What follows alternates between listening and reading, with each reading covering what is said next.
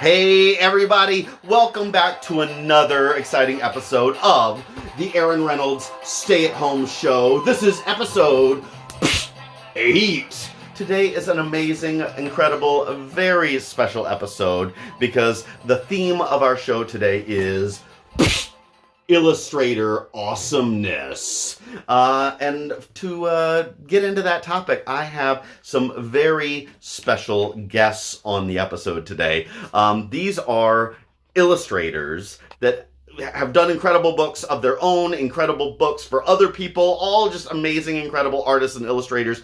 But each of them shares in common that they have illustrated at least one Aaron Reynolds book. And so we are going to meet them now. I'm going to flip the camera and we are going to go Zoom and meet our friends. All right, here they are on camera. So our first person today is Debbie Ridpath Ohi. Say hi, Debbie.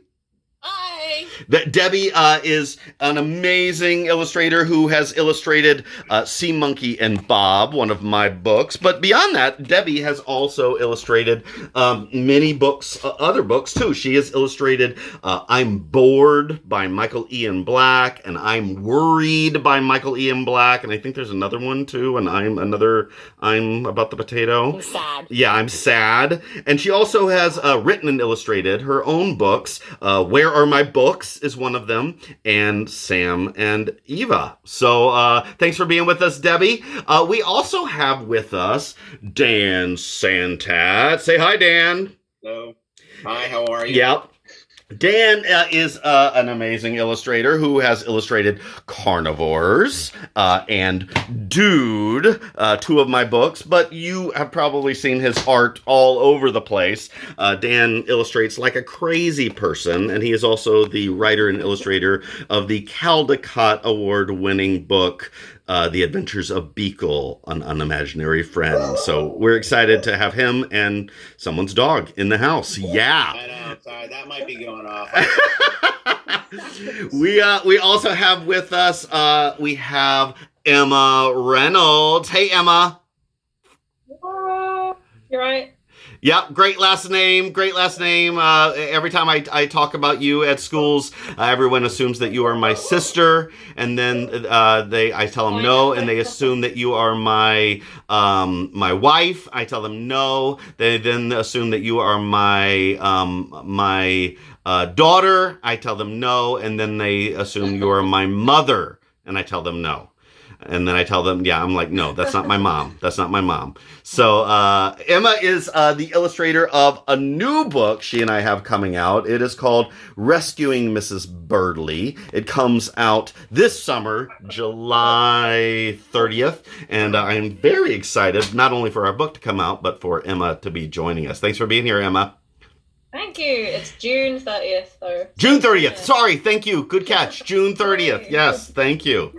We also have with us Peter Brown. Hey, Peter. How's it going? Hey, I'm Peter. good, Aaron. How are you? Doing great. Peter is the illustrator of many of his own books, as well as the Caldecott Honor Medalist for Creepy Carrots and Creepy Pair of Underwear. And he has also written and illustrated a novel series called The Wild Robot. So if you haven't read that, be sure to check it out. So thanks everybody for being here. Now, I thought it's not often that we get to spend time, an author gets to spend time with their illustrators. So I thought it might be fun for the folks watching the Aaron Reynolds Stay-at-Home Show to get to hear me talk to you, maybe ask some questions about the process, about what life is like with you as illustrators.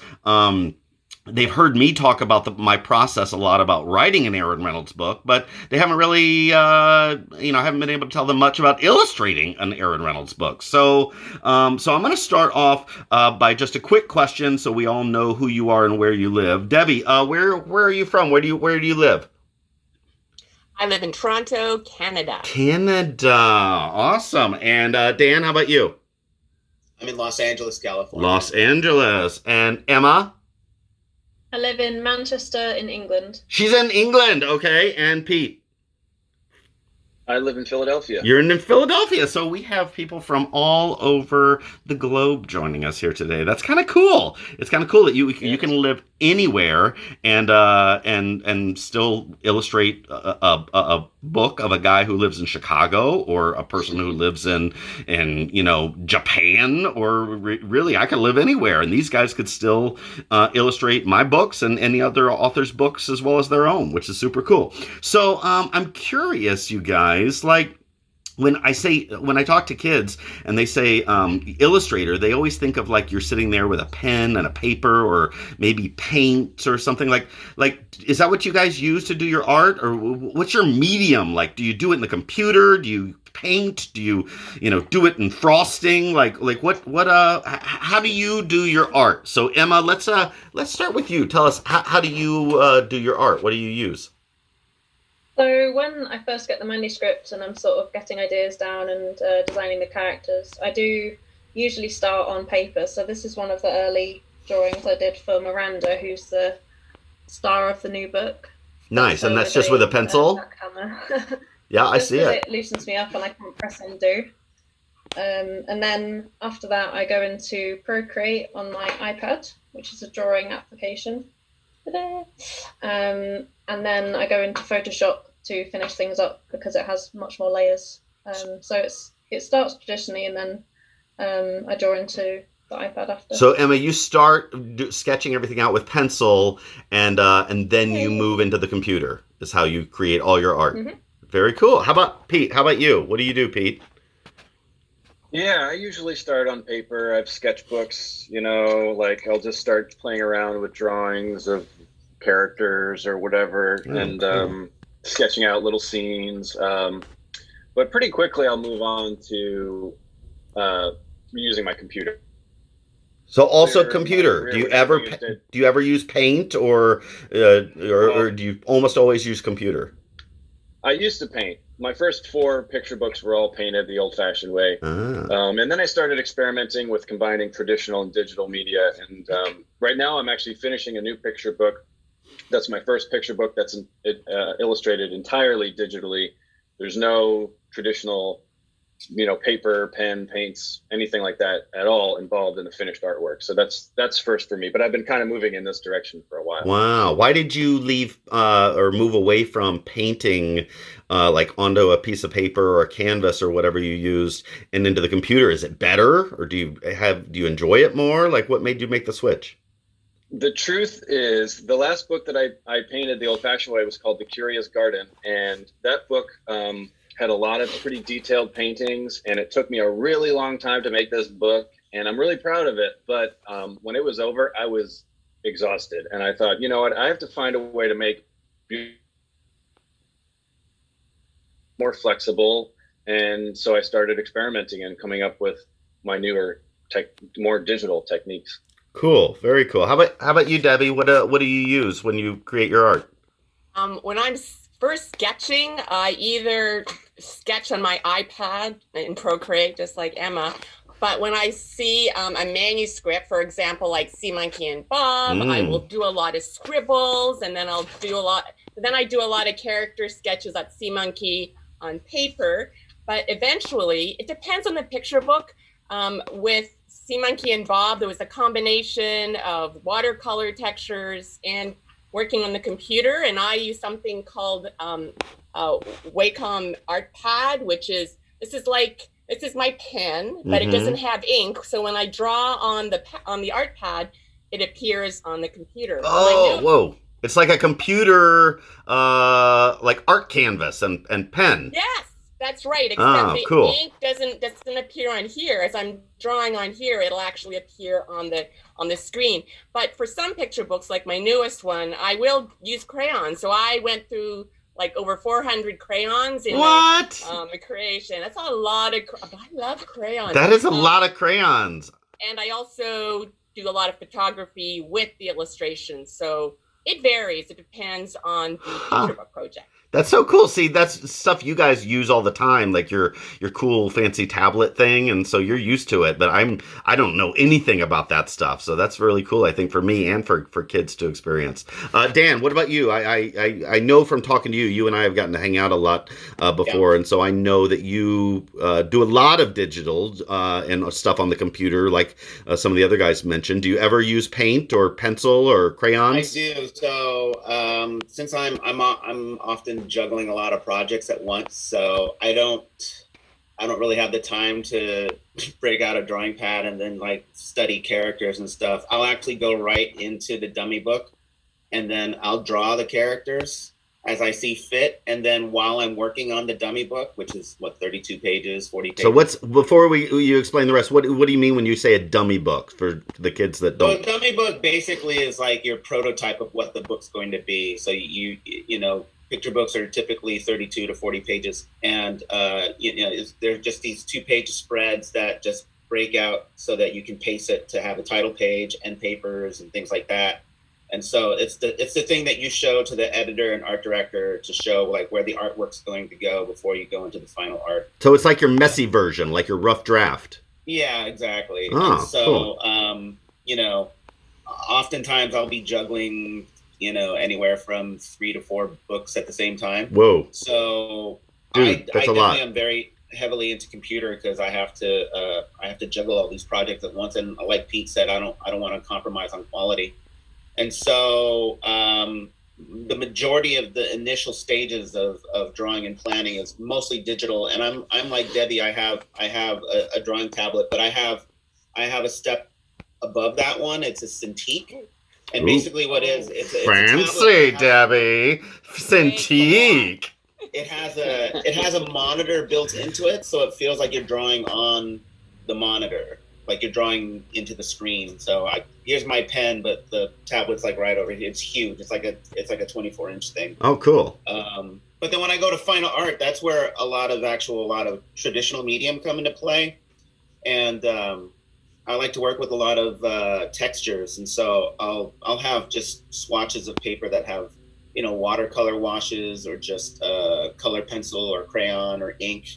And if I were to show it to you, you know, it wouldn't make any sense. But like I'll scan those into the computer and I'll use those textures almost like a collage, and then I just compile everything into this program that I think most of us use called Adobe Photoshop. And I'm basically just like cutting out pieces and using that as like paint texture or color pencil texture. So in a way, you're taking traditional methods like crayon and paint and things like that. You're putting it on paper, but then because you can scan it into the computer, you can kind of combine methods like that with your computer stuff. Right. I would probably say that my process now is about 50-50, probably 50% digital, 50% traditional. Very cool. Okay. All right. Well, that's so cool to hear you guys talk about your process. I think that's something I don't really know anything about, and probably most kids and teachers and librarians don't know anything about that too. So that's awesome. All right, I'm going to move to another question. When you receive a manuscript, like the way it works is I write a story. For example, when you're not illustrating your own story, let's just assume that. So you're gonna illustrate the book that somebody else wrote. So the way it works is I write a story. I don't draw pictures. I don't do anything. I just write it with the words, and then I send it to my publisher. And if they decide that they love it, they want to turn it into a book, they want it to be amazing, then they and I will talk, and we will talk about different people who we think could be great to illustrate it. And then they might send it to you and say, hey, Peter, hey, Emma, hey, Debbie, hey, Dan, we want you to be the illustrator on this next awesome Aaron Reynolds book. So when you get it, like what goes through your head? Like, do you say no to stuff sometimes? Do you, how do you make a decision whether or not you want to do it? And what's going through your head when you tackle that? Let's jump to Debbie first on this one. When I first get a manuscript, and I say no sometimes, the first thing that goes to my head, other than can I fit it in my schedule, is will I have fun with this? because I know I'm going to be working on it for, 3 or 6 months or more, and then I'm going to promote it. So I really, really want to have fun with it. And the other question I have is, am I going to learn something new with it? Because I don't want to, the projects I've said no to are usually too much like book projects I've already illustrated. And as wonderful as the picture book stories might be, I don't want to one picture book to be competing with the other picture book. So it's always hard saying no, because I want to say yes to everything, but in the end, I really want to fall in love with what I'm illustrating and know that I'm going to really enjoy every single minute. I mean, of course, there are going to be times where I'm going to want to tear my hair out because I'm having a hard time, but because I know in the beginning I love the story, that keeps me going. Cool. How about you, Dan? Like when you receive an Aaron Reynolds manuscript, right away you're like, yes, right? Well, especially when I got Dude, I really enjoyed that, because it was. I like the idea that you took one word and then gave it so many different meanings. So definitely, a project where you can see yourself like have the same sense of humor is definitely something that I like. There are some other projects where I like a challenge. So, for example, I'm working with an author on a choose your own adventure picture book, and so I've never done anything like that before. So I thought that would be a lot of fun. And then sometimes there are manuscripts that really speak to your heart. Like you feel like you can really contribute something more and really make it something special. I have said no to projects, but usually like it's either because it's for lack of time, or maybe I just felt like I wasn't the right illustrator for the manuscript. Sometimes you look at something and say, oh, this would be better done if it was illustrated by so and so. And so you'll say no to a project because you think somebody else could do a better job of this. Peter could do a better job of this than me, so I think maybe I'm not the right one to do it to make the book its best. I feel like the tone of a picture book sometimes speaks better. Like sometimes, like I don't necessarily feel like all content is within my range, so I like to stay within a range, a comfort zone of like humor, or there's just some really nice sentimental stories that I can speak to, but there are others that I just don't feel quite like. Nonfiction, I'm not very comfortable illustrating nonfiction. Gotcha. Now, Dan, you say yes to a lot of projects, and you're very comfortable. Your normal mode is working on several different projects at the same time. Right. But Pete, you and I have talked before, and you, if I'm remembering right, you tend to like to focus on one project at a time. Is that right? Yeah, that's about right. I don't know how Dan does it. I wish I could hit that gear that he has. To work on so many projects at a time, but I focus on a project, until basically I try not to juggle too much. I don't know, my brain just doesn't work well when I overwhelm it with too many projects. So usually my default is to say no to picture books. I say no to picture book manuscripts all the time, and because you probably get a lot of requests. You're a big name illustrator. You're won tons of awards and stuff, and so probably publishers come to you all the time asking you to illustrate books, and so you wind up saying no to a ton, right? So how do you pick the ones you want? I'm lucky. I'm in a place in my career where I can afford to say no and just focus on the projects that really interest and excite me. Earlier in my career, it was different. Earlier, if you talked to me 10 or 15 years ago, I would have said yes to a lot of stuff that came my way. But now I just want to focus on the projects that I'm sort of passionate about, which is why I don't illustrate many books for other authors. But every now and then I'll get a manuscript. Frankly, Aaron, I've only illustrated for 2 authors, and besides myself, you and Michael Ian Black, who Debbie works with a lot. And in your case, I read Creepy Carrots, the first book we worked on together. Mm-hmm. And I just thought to myself, this is a story I never would have written on my own. This is a whole world that I never could have really imagined or gotten to without your words. And so right off the bat, that was interesting to me. I didn't want to illustrate a book that was too similar to something I would have come up with on my own. I wanted to try something new. And so when I read Creepy Carrots, I thought, this is a new idea I never would have tried. It's open to some artistic experimentation. So I came up with that sort of film noir, black and white art style that I probably would never thought of doing if I hadn't read your manuscript. And so those are two big reasons to accept that project. And then, of course, we did Creepy Pair of Underwear together, too. So yeah, I'm basically looking for a story that really kind of knocks me over. Otherwise, I'm probably not going to do the job. Very cool. How about you, Emma? How do you make what goes through your head when you receive the manuscript for Rescuing Mrs. Birdley or any other manuscript that you might receive? What's your thought process when you try to decide whether you want to spend months working on this book? So I'm quite new to this career. I spent 6 years as a character designer before this in animation. So I've only been illustrating books for just coming up to 2 years.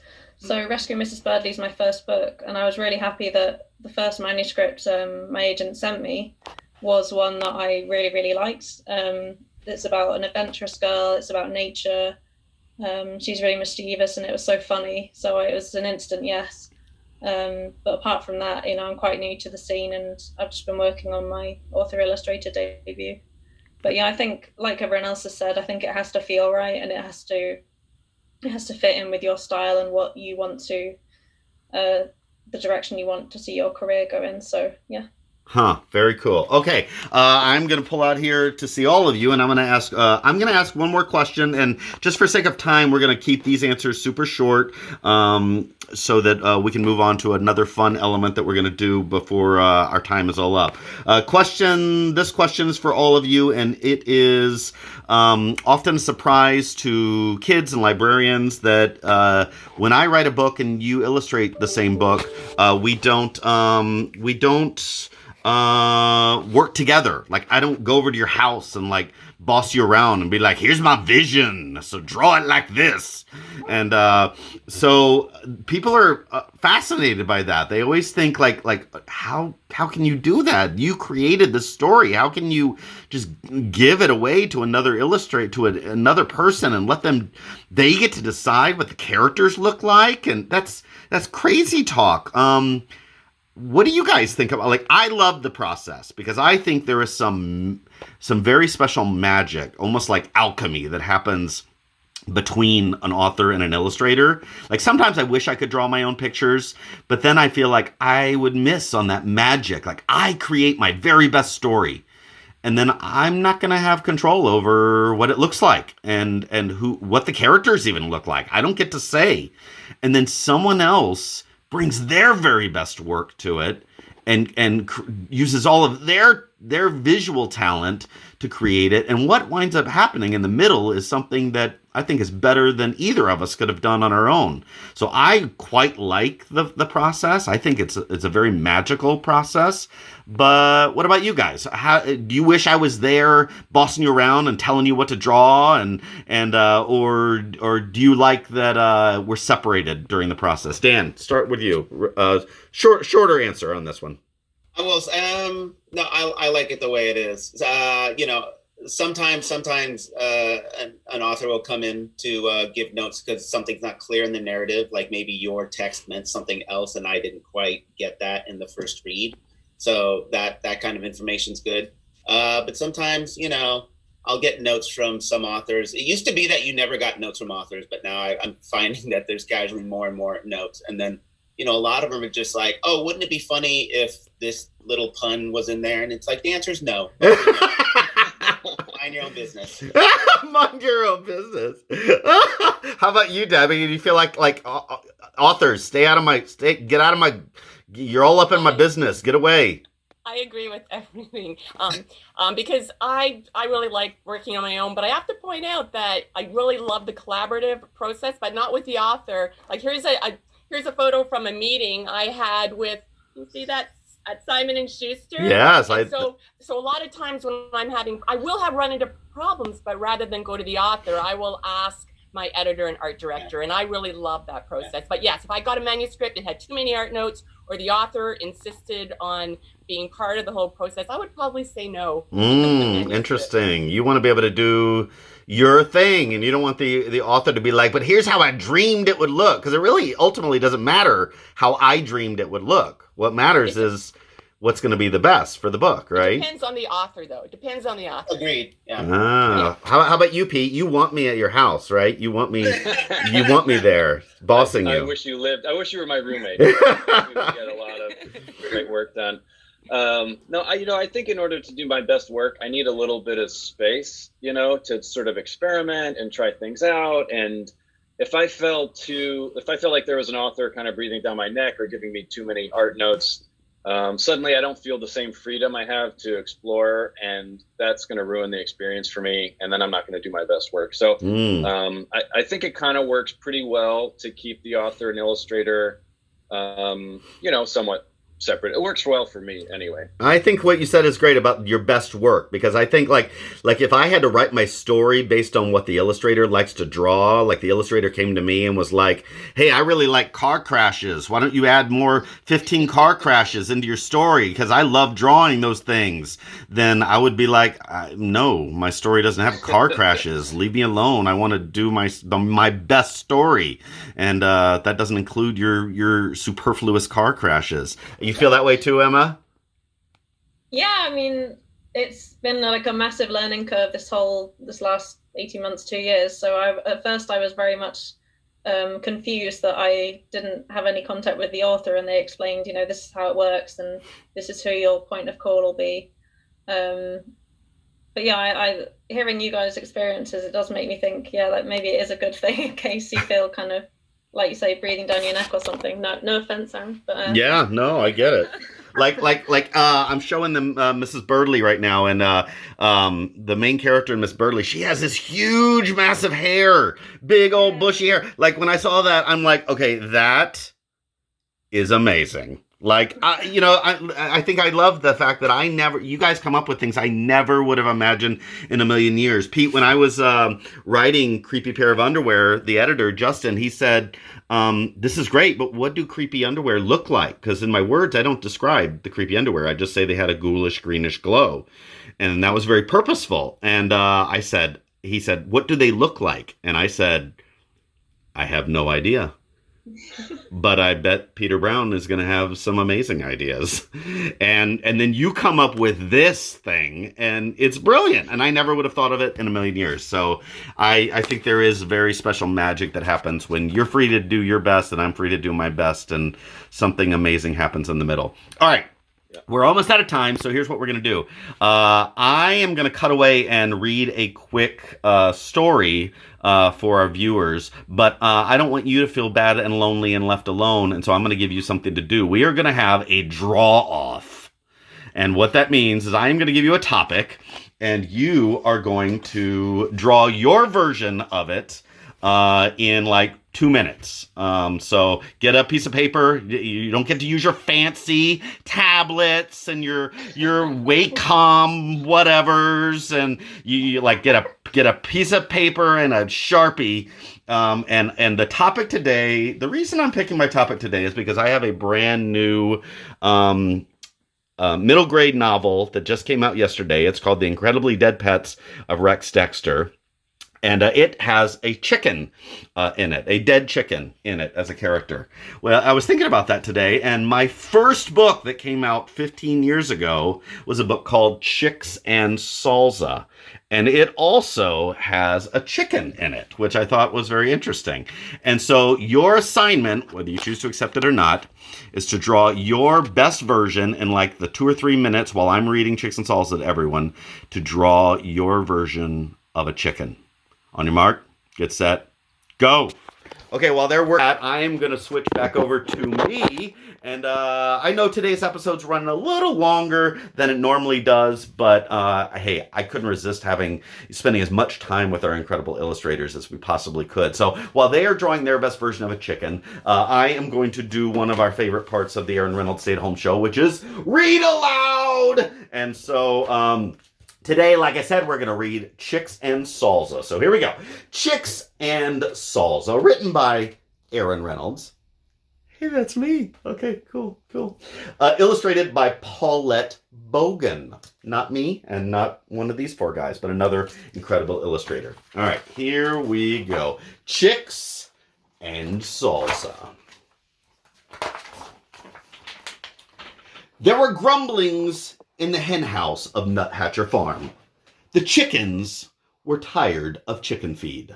The rooster took it upon himself to solve this problem. Mrs. Nuthatcher, the farmer's wife, had started watching cooking shows in the afternoons. The rooster was perched on a fence post outside the farmhouse window when he discovered the solution to his problem. Salsa. Led by the rooster, the chickens crept into the garden, where they took tomatoes and uprooted onions. That night, the chickens ate chips and salsa, though nobody was quite certain where the chickens got the chips. The tasty tang of tomatoes and onions hung over the barnyard, and the rooster said, "Olé." Very soon, there were mumblings at the duck pond of Nuthatcher Farm. Inspired by the chickens, the ducks decided they were tired of fish.